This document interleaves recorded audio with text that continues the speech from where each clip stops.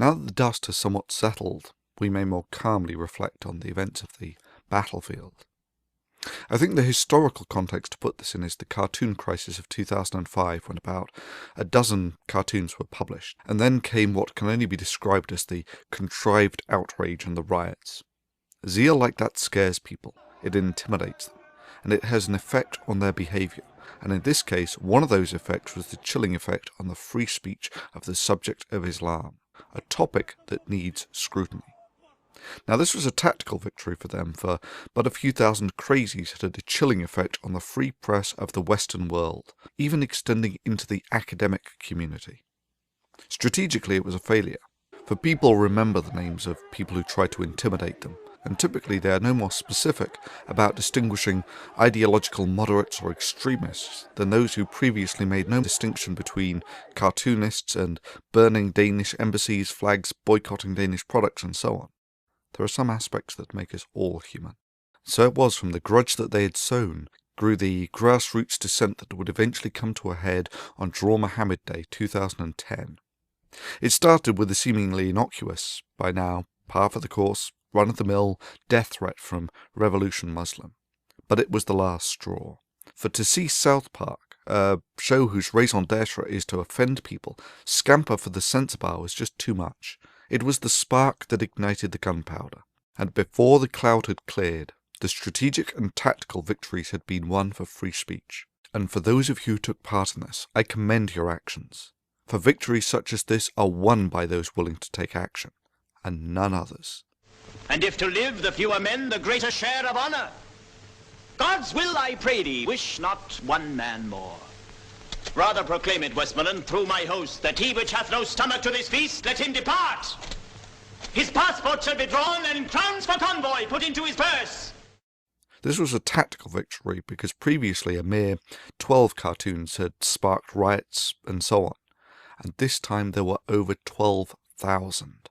But this time it was a decentralized internet movement. There were no internet embassies to burn. There were no internet products they could refuse to buy or desecrate. They were powerless to prevent the reciprocating backlash of what they had started years earlier. I'm still baffled by the tactically dumb decision of the government of the nuclear power of Pakistan to ban Facebook, YouTube and the such like. For in doing so they not only handed the PR victory to the protest, they gift-wrapped it too. Strategically the decision made no sense either. The internet is the way forward. They must realise that they will need this as part of the infrastructure of their country. I mean, surely they must realise that they cannot remain unplugged indefinitely. All they've done is box themselves into a corner, for eventually they will have to make the humiliating climb down and come to terms with their childish behaviour, and when they do, the cartoons will still be there. And this is the core of the strategical victory. The precedent is set that in confrontations of this sort, Islam is powerless online. They were directly confronted with the proposition that nothing in their religion gives them the right to kill people, especially for something as banal as drawing a picture of their prophet. And if they try to threaten people online over this, they will get their asses handed to them. The free marketplace of ideas has demonstrated by their actions that there will be no tolerance for this sort of behaviour. Just as the effects of the tactical Islamic victory of 2005 had an incremental chilling effect on free speech all over the world, so I expect the strategical and tactical victory of the Draw Mohammad Day to have a knock-on effect for a very long time to come.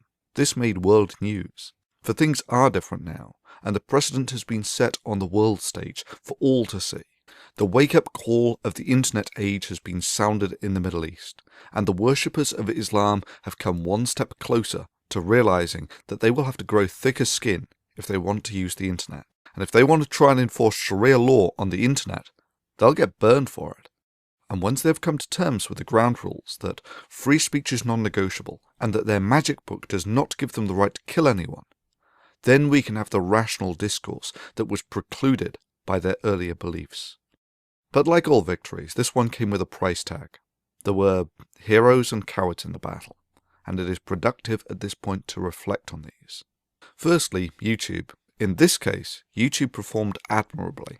That is, they did not interfere. So I give YouTube 9 out of 10. Very good job, guys. I had less to do with the Facebook side of things.